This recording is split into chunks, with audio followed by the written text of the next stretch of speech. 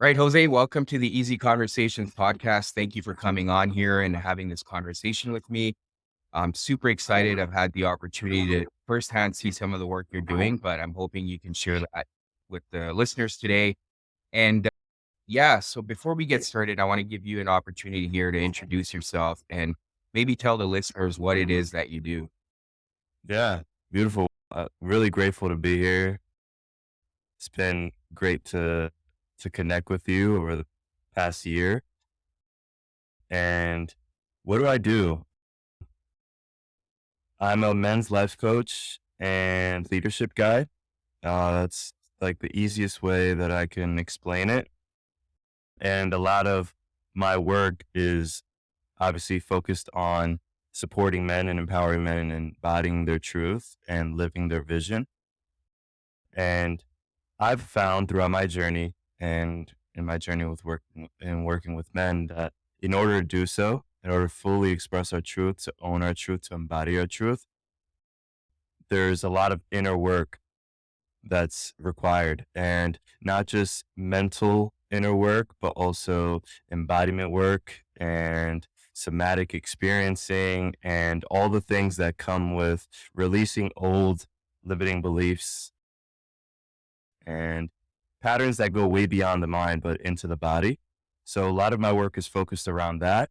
And that is deeply reflected in the lives and the leadership and the work that men do. Now, how do I do that? With a little more context, I'm a men's rite of passage guide. So I take men out on wilderness rites of passages and support them in transitioning from one stage of their life to the next. It doesn't have to be from boy to man, but a lot of men haven't experienced an initiation or that sort of transition in an intentional setting. So that's something that I do in my work. Like I said, the coaching, and then also through my organization, Modern Renaissance Man.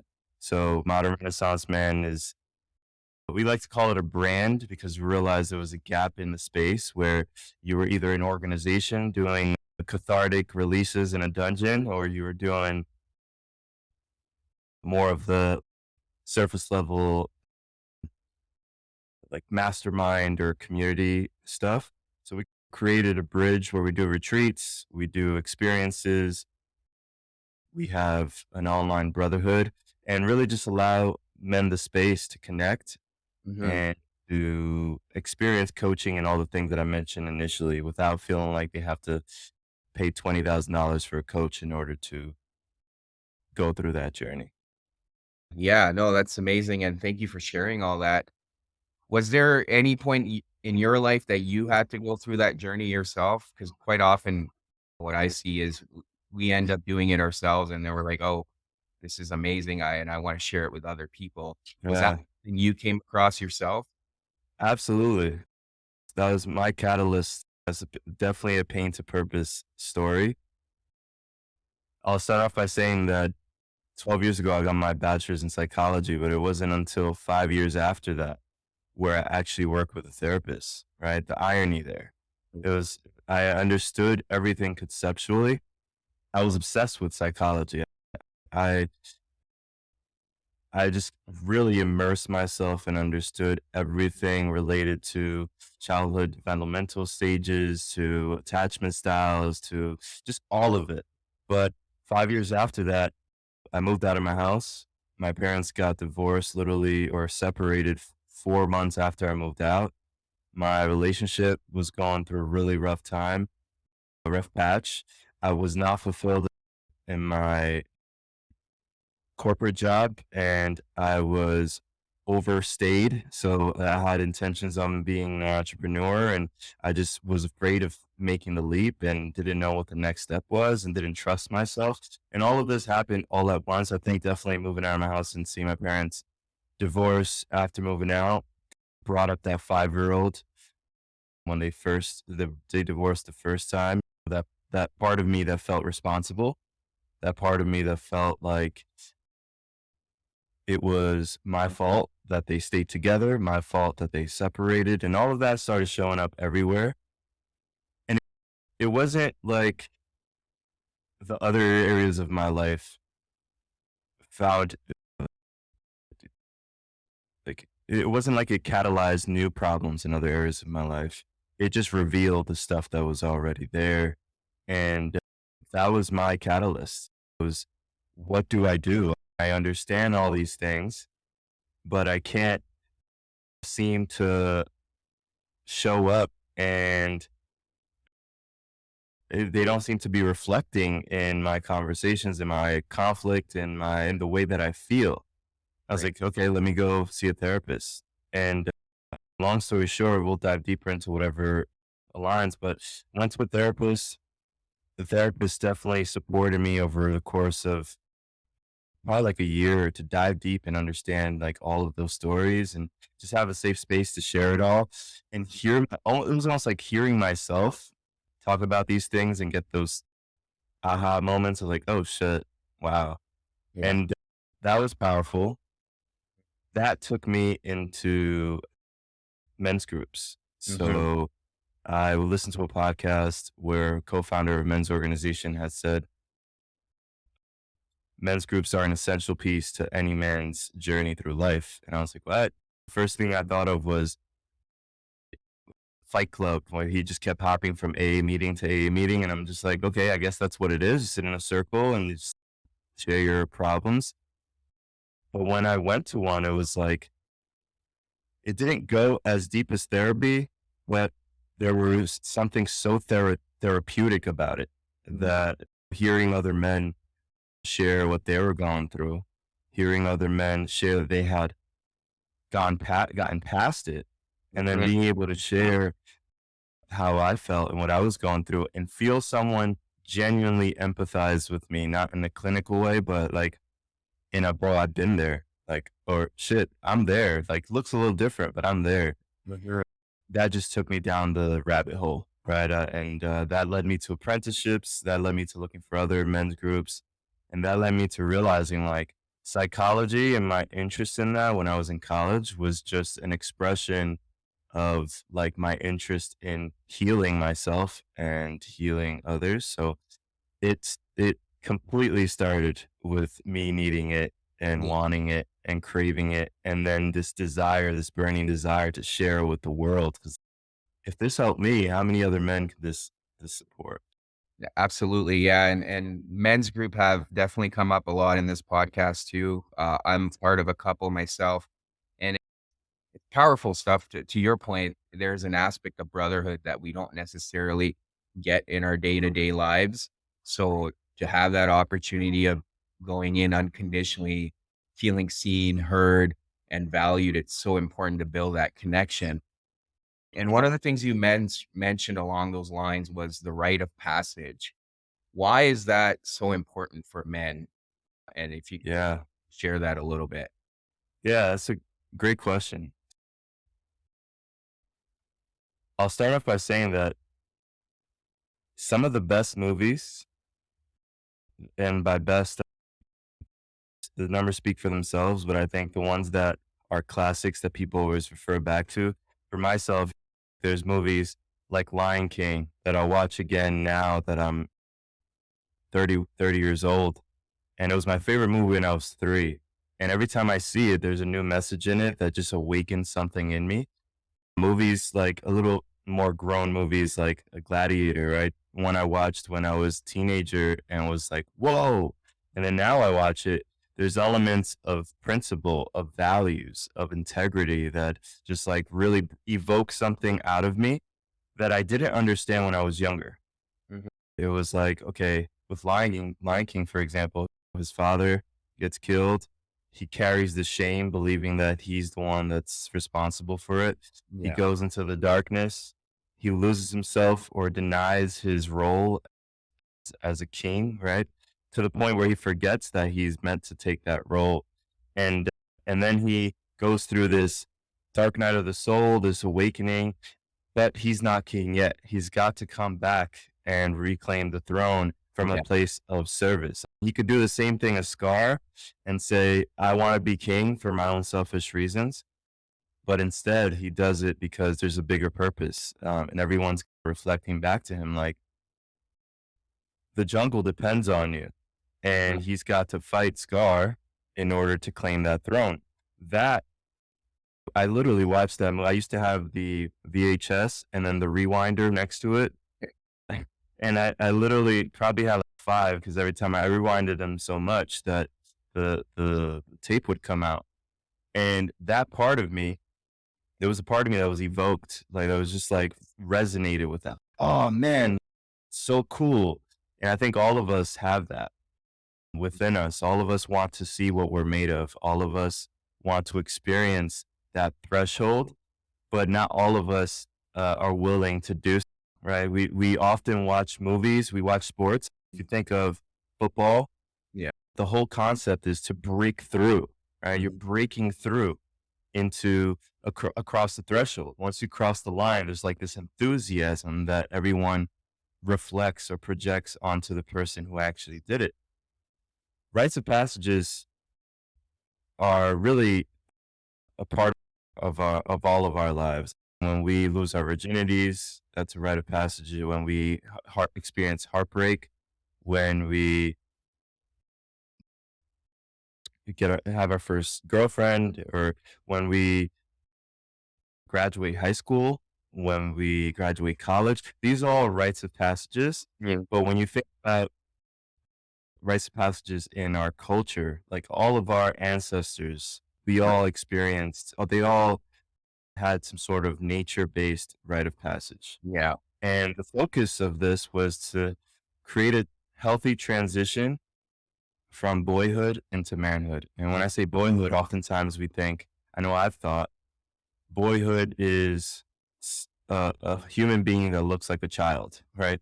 But the lack of rites of passages have actually created a almost like a blockage in adolescence where we have boys in men's bodies, Yeah. and they're acting from this place of the selfishness.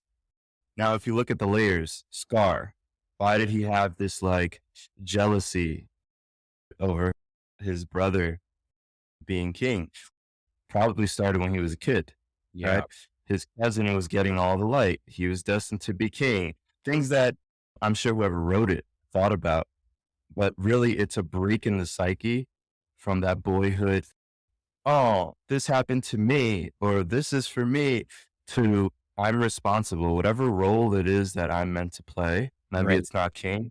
I'm responsible for stepping into that fully, unapologetically, with all my power, all my truth, and from a place of service rather than self-serving. Mhm. Rite of passage in the context of men's work and wilderness journeys that I work in are really focused on creating intentional settings for that transition.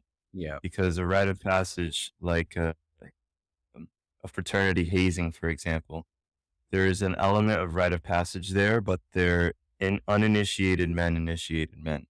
So Yeah. there is a lack of intention. There's a lack of integration. There's a lack of understanding who we truly are before the process even starts. One thing we like to say is a 4-day fast in the desert is a 4-day fast in the desert unless you give it meaning, Mm. right? So the whole point is to bring meaning back and bring some of those ancestral elements so that men can transition in an intentional way without with the context of where we are in today's day and age. There's a lot of rites of passages that created maybe more harm than good, right? But Yeah. the intention was there, that aren't relevant today. So it's more about just creating a space and a container to induce a little bit of trauma with some intention so that you can find out what we're made of. Conditions for clarity is really the element, knowing what you're made of. Those two things, I would say, are the core piece of a rite of passage. Yeah. No, thank you for sharing that. And so much you covered there. And I appreciate the using that Lion King analogy because there's a lot of mythologies where there is that idea of rites of passage, whether you look at some of the ancient stories too that have been handed down or passed down to us. There's always that element of taking ownership and stepping into your role. But the other thing you touched on is not everyone's meant to be king, and we need to be open and accepting of that. And I think that's part of the problem in the society today, where you've got men looking at other men at the top, and they're like, "I want to be that," and if I don't get that, that's failure, and then they fall into this depressive cycle, and it's very unfortunate because we all have a gift that we can embody and share with this world, and we just need to step into that. And Yes. and then as far as you touched on the whole aspect of intention, impact, integrity, one of the recent things you did that I was grateful to be a part of was that 1 week challenge. Do you want to touch on that? Like, why are those three eyes so important for you? And why is that something that you want to embody in the men you work with? Yeah. Thank you for asking that and honoring you for joining that challenge. It was really great to have you in there. Before I answer that question, you brought up something really beautiful. Not everyone gets to be king. I think what rite of passages have taught me, just for in my own journey, is that I get to be king of my own life. I think that's the Yeah. core of rites of passages. It's like, where are you not being king of your own life because you're so focused on being king of others for ego driven reasons? Like you just said, the man at the top, I want to be that guy because he gets all the glory. He has all the power. He has all the women. He has all the money. And that completely draws us away from the opportunity to be a king in our own lives. So Yeah. just want to add that piece because we all get to be kings, but like you said, society makes us believe that king is this person that holds all the power, and everyone's always fighting for that. And Yeah. Yeah. No, thank you for adding to that, because I agree with you. We can all be leaders in our lives and our communities.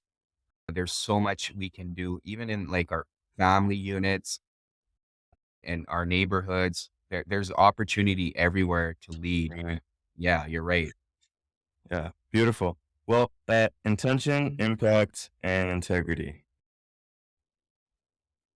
I think with that being said, it's perfect transition. I think I'm assuming, and maybe even subconsciously, that's why you brought it up, right? There's an element of we all make an impact in our lives and in others, Mm. aka we're all leaders, aka we're all kings. I think for me, throughout my journey, I I had trouble owning that I was a leader in the spaces I was already in because again, I was paying attention to being a leader according to what I thought the ultimate leader was, right? Whether that's corner office, higher salary, the right car, all these different things. I got caught up in that I wasn't paying attention to how I was making an impact on my parents, Mm. on my partner, on for example, when I first started my men's group in my living room, there was 5 men there. And there were moments where I got so caught up in like the vision that I had down the line of 100 men and just blessed to have been in a space we've created with 100 men. So we have gotten that to that point. And there's times where I got so caught up in that that I, I would lose presence in the moment and the impact that I had on the one man that was sitting in front of me, on the 5 men that were sitting around me, on the man that was making an impact on me, maybe creating an opportunity for me to evolve and grow. Impact has been a big piece for me because I realized like we all want to make an impact in some way. You could replace that with purpose, right? And Mm. not purpose in the sense of my work, but purpose in the sense of the essence and my truth and my authentic expression delivered through my work. Right. We all want to do that. And for me, one of the things that I have struggled with the most and continue to reach a threshold around, hence why I try my best to just like share this as I navigate through it, is making a deeper and greater impact, bigger impact without compromising intention and integrity. That's that walking that line is not easy. It's one that requires us to sometimes sacrifice quantity for the sake of quality. It requires us to say no to four yeses, to four no to four things in order to say yes to that one. It requires us to sacrifice it looking like it looks like for someone else so that it can look like the greatest version that it would for ourselves. Mhm. And those are things that someone asked me the other day, integrity, like, what's your relationship with that? Because you speak about it so much. And I told them, I'm always out of integrity. And not in the sense that that's my excuse for why I dropped the ball, but in the sense that if I'm a man with a vision and a desire to bring a gift into the world and make an impact around it, there's always going to be a gap between who I am today and who I'm becoming. So I'm always out of integrity in the sense that I'm committed to finding my edge and committed to finding where I'm out of integrity so I can move towards that.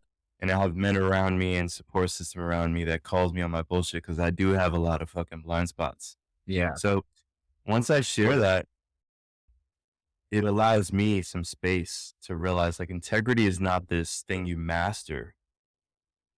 Intention is not this thing we master. It's this thing we practice. And Mhm. I'm just in the practice of making an impact, keeping, staying grounded in integrity with my vision, with my intention, and remembering my why, which is really the intention. Yeah. It's easy to get caught up on IG, for example. Hence why I created that challenge. Like how often I just think about, fuck, why is this not working for me? I got to try it again. I got to try it again. And then I realized, I look back, shit, this wasn't even in alignment with me. Yeah. Like, that's not what I wanted to do. Mhm. And I lost complete sight of doing it in this new way that felt good for me. Yeah. So I created that challenge to just support other men around that journey. And I learned so much through the challenge. That's the beauty. There's 40 men over 5 days, and guys had breakthroughs and had challenges and edges that showed up, and some of them that were mirrors for me. Oh shit, yeah, I can answer this question, and I saw myself do this last week. Right. Yeah. Yeah, no, that's beautiful, and to your point, I think it is easy to lose sight of the goal because 'cause we're trying to focus on what that vision needs to look like in the future, and I've had similar experiences, whether it's even in corporate jobs where I want this leadership position, but then it's bringing it back and recognizing that again, leadership can be how I want to define it. It doesn't have to be a title someone else gives me, but it can be how I show up for, to your point, my family, my friends, my community. And that's something I've been able to do myself, even through the men's groups, right? To your point, it's so easy to lose sight and be discouraged when you have 5 or 6 guys show up because you Right. have that 40 number in your mind and it's bringing yourself back and being more present in the now rather than focusing on the future. And the other thing you touched on as far as our edges, because one of the things I've started to realize is if we don't know our edges or if we don't test them out, we limit ourselves. We stay within this narrow window of opportunity without realizing the greater potential that's out there. Is Mm. that something you encourage? And what do you see when people are able to step into their edges, including yourself?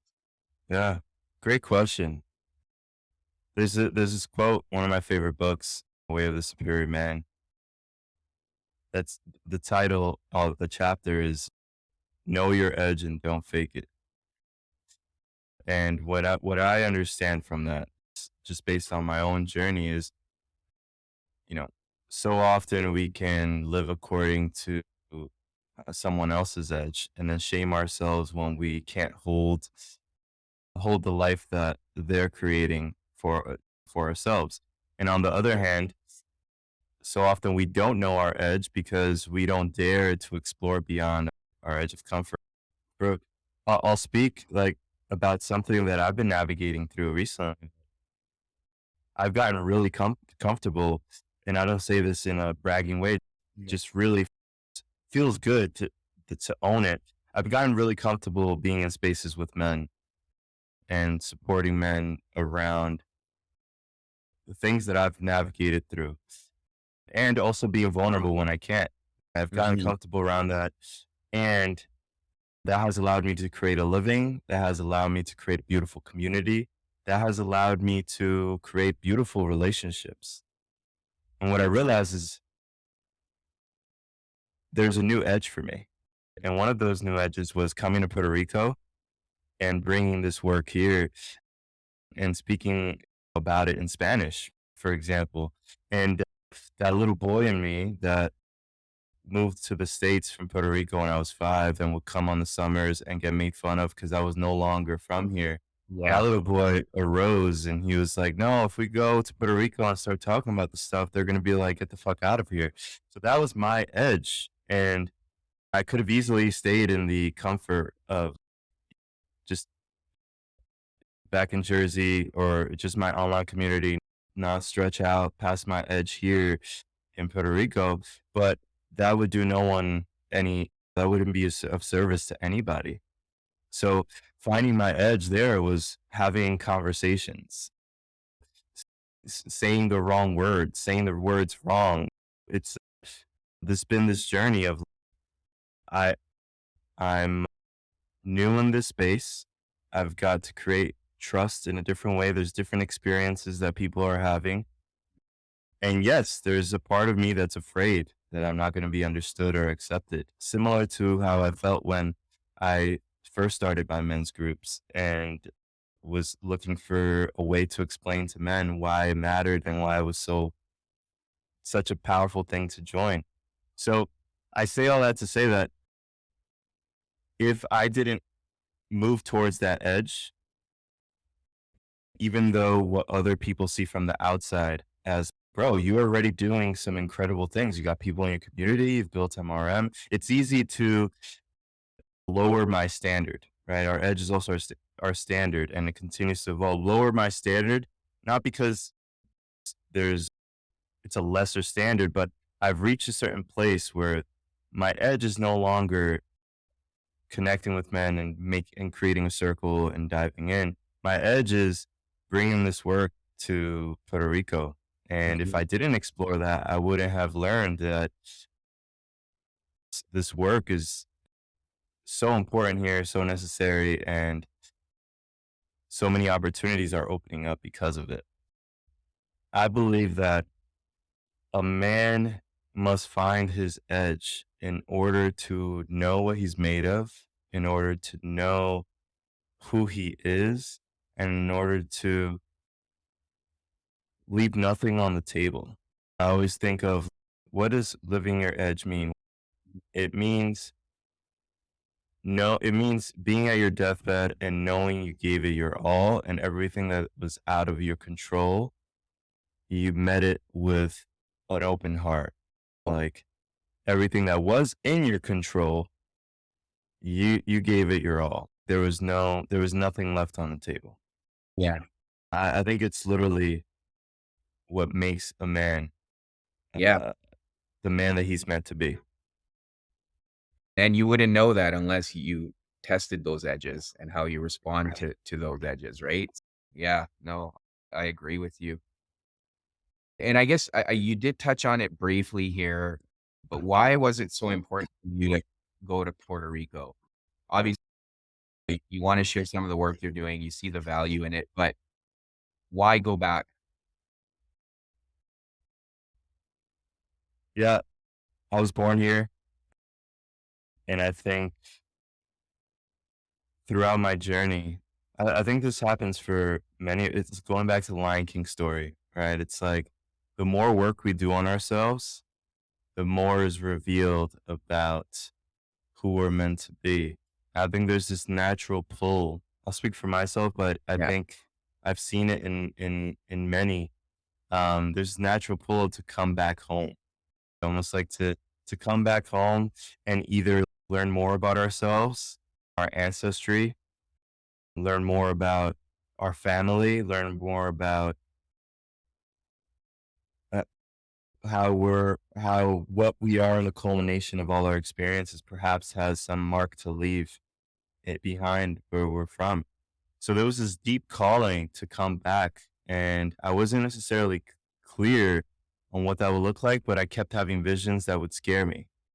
and I would have these visions of doing the work here, having a retreat center, and then all these messages came that like just confirmed it. But on a deeper level, I will say there's some family history that has impacted me and has impacted many Puerto Ricans. Just in Puerto Rico, there's a lot of femicides, domestic violence that leads to homicide, and it's a problem.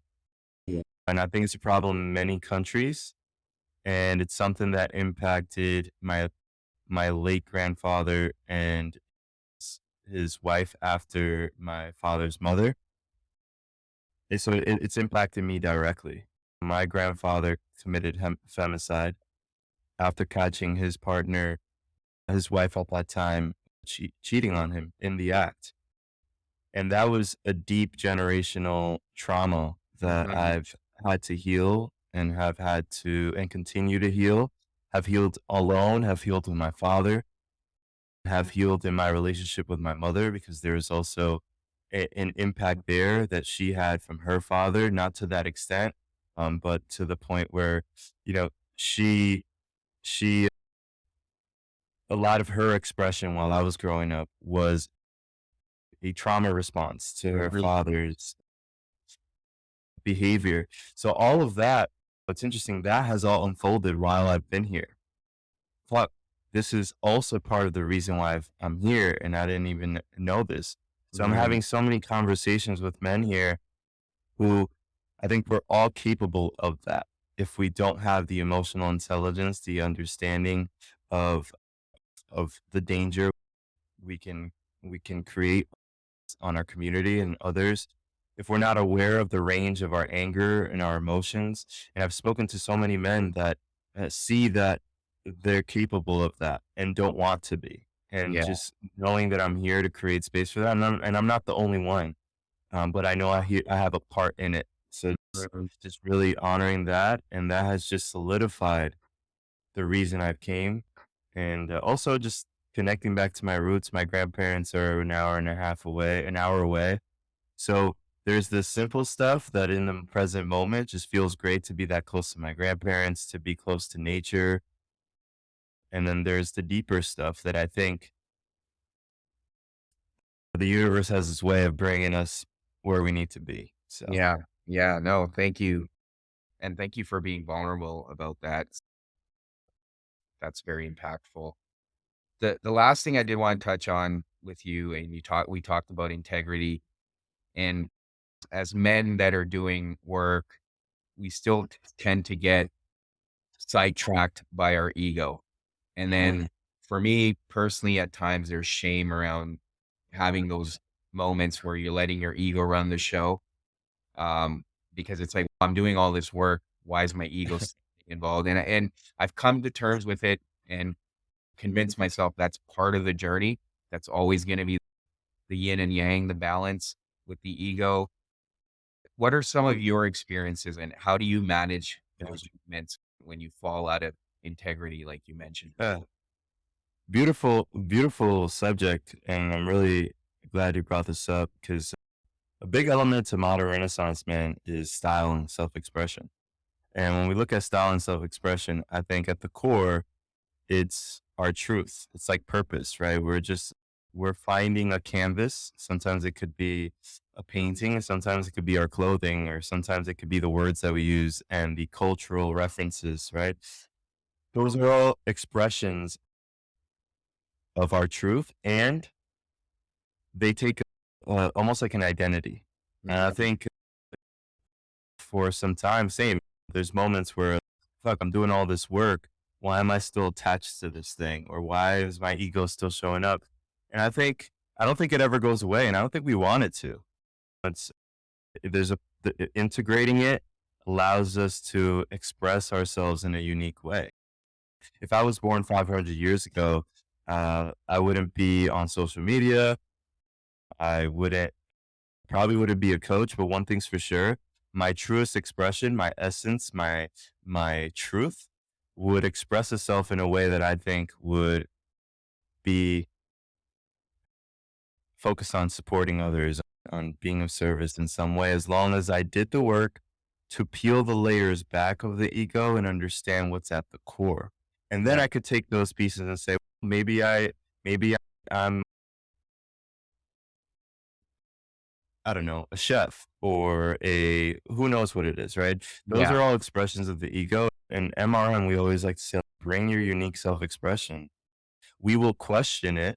And by questioning, we will ask you questions that allow you to understand, that allow you to see what's truest for you and what resonates the most and what you're hanging on to because you feel like you have to versus what you're carrying with you because it aligns, right? Right. Hanging on to versus carrying with you. I think that's literally like the differentiator there around like the ego dominating our lives Mhm. versus the ego coming along for the ride and allowing us to express our truest selves in a way that's unique and exciting. Think of music, right? Like Yeah. yesterday, I was watching an interview with Rick Rubin, and Rick Rubin's is like master producer, not in the traditional sense, but he just sits in a room and he's like, you know what?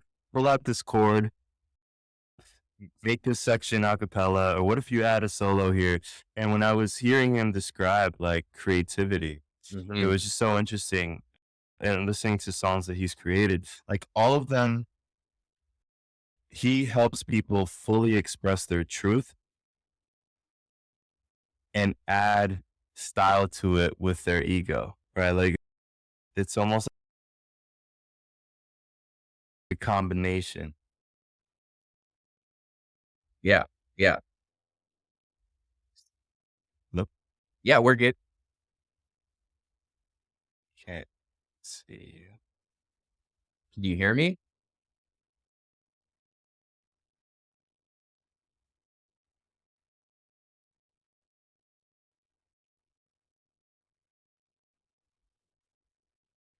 Hello? Hey, can you hear me?